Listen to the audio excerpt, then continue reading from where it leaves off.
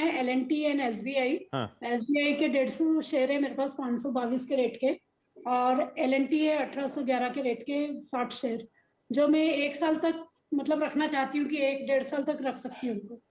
1-1.5 साल तक SBI मैंने लिए हुए हैं 522 पे, तो 35-36 रुपए के इस समय नीचे चल रहा है मेरी बाइंग प्राइस से।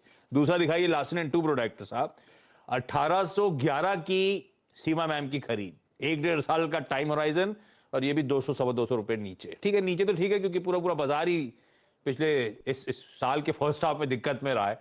लेकिन कविता, रिस्पाइट कब आएगा? ये दिग्गज स्टॉक्स मैंने लिए हुए हैं, वो अच्छे ब्लू चिप्स भी नीचे चल रहे हैं, 1-1.5 साल में मुनाफा कमा के देंगे क्या ये दोनों? सो यस आशीष जी, जहां तक स्टॉक पिकिंग की बात है, दोनों ही स्टॉक पोर्टफोलियो स्टॉक्स हैं, ऑल्दो दिग्गज हैं, but Larsen and Toubro capital goods में अगर हम देखें तो फिलहाल as compared to other stock like ह्यूमन सिमेंट्स और एबीबी जिस तरीके से परफॉर्म किए हैं, एलटी समहाउ लेगार्ड रहा है, बट स्टॉक फंडामेंटली साउंड है, ऑर्डर बुक भी काफी साउंड होते हैं। मुझे लगता है फिलहाल रेजिस्टेंस पर है, लाइक हम जो ये पुल बैक रैली देखे हैं, आपको मैक्सिमम स्टॉक अपने रेजिस्टेंस लेवल्स पर दिखेंगे and about to give breakout. मुझे लगता है मैम की पोजीशनिंग ऑल्दो ऊपर की है, बट ये एक अच्छा स्टॉक है।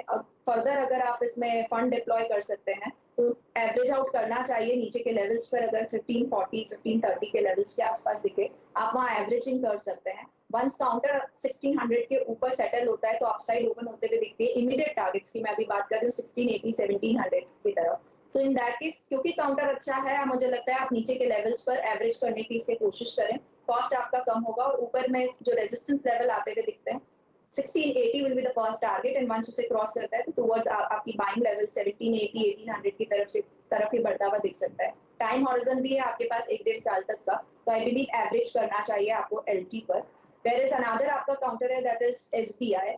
सो फाइनेंशियल्स में भी एक अच्छा मूव हम आगे के समय में एक्सपेक्ट कर रहे हैं कि अच्छा आता हुआ दिखेगा, और एसबीआई इज यूजुअली इसका जो रेंज आप देखेंगे वो दिखता है काउंटर साइडवेज, जो एक स्ट्रॉन्ग साइडवेज ब्रॉड मूव दिखाता हुआ दिखता है। 440 से 540 ये सब ब्रॉड जोन है।